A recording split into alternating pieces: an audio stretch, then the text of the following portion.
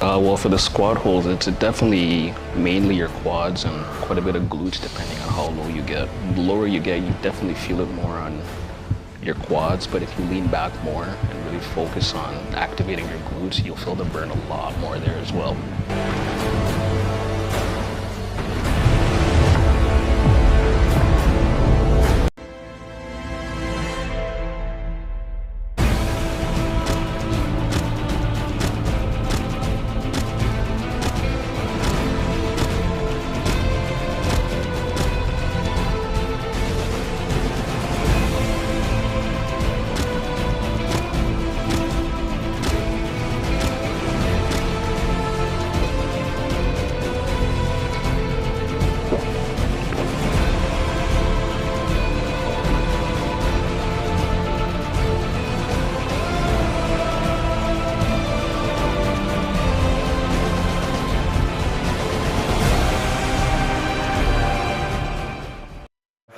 Four, three, two, one. Oh, yes, sir.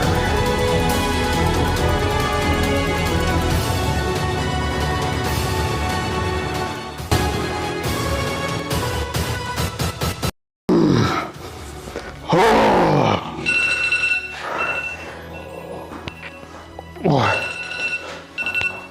two, three, four. Oh my God. 6, 7.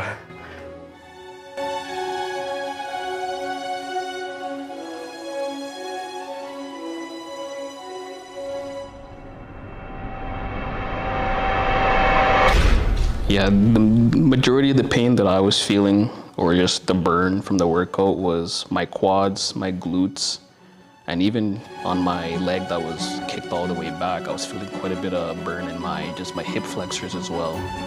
Just having to balance with your leg that far out, it really like activates all those little weak muscles that you really wouldn't pay attention to in a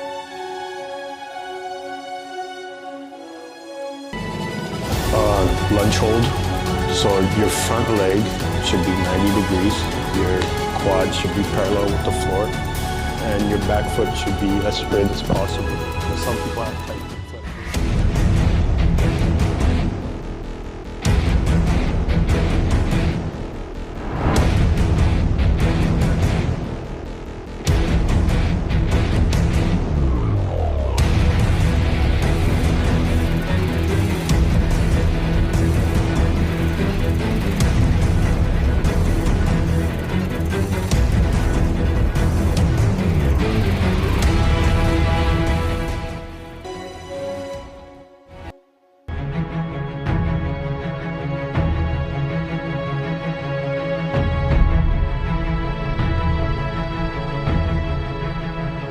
So, could you please explain what is burpees deadlift? Okay, well, you'd have to know what a burpee itself is. And all a burpee is going from a push-up position to a rocket jump, back down to a push-up position, all in one motion quickly. So when you incorporate a deadlift to that, you're just basically doing that on a bar. And instead of just doing a rocket jump, you do a deadlift as well, and then you bring it back down, back into a push-up position, but with the bar in your hands.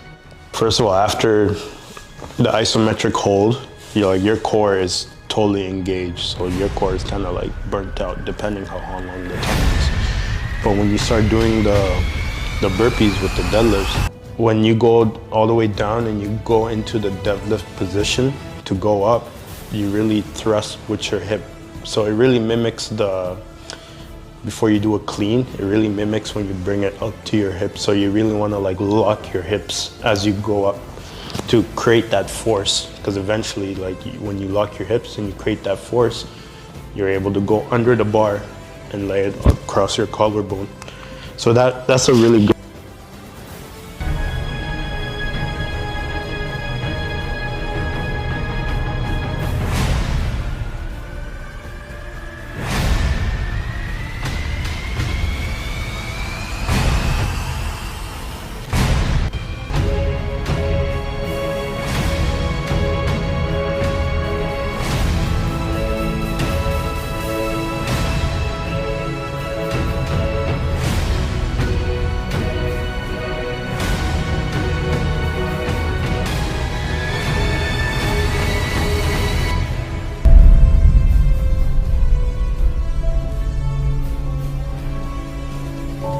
I think the optimal position to have for a deadlift hold is, once again, having your feet shoulder width apart, your knees in line as well. And then when you go pick up the bar, you make sure that your arms are outside of your feet. And then when you bring up the bar, it should be about halfway up your shins. So that it's not on the ground, but it's just about, let's say, like 3 to 4 inches off of the ground. And I'm speaking about the plates here. And as for your back, you want to make sure you have a flat back, not rounded shoulders or hunchback.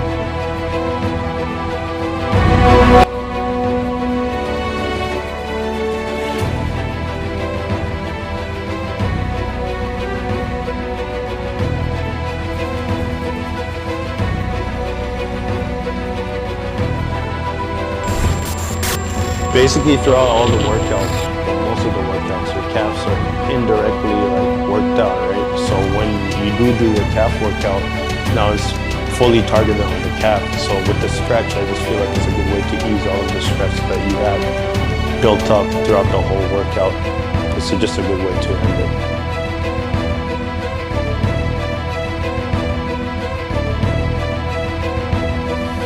Through my mind, and I wanted it to be over because holding that position was so exhausting on the muscles, and it was just not a fun workout to do, but we have to go and burn. So.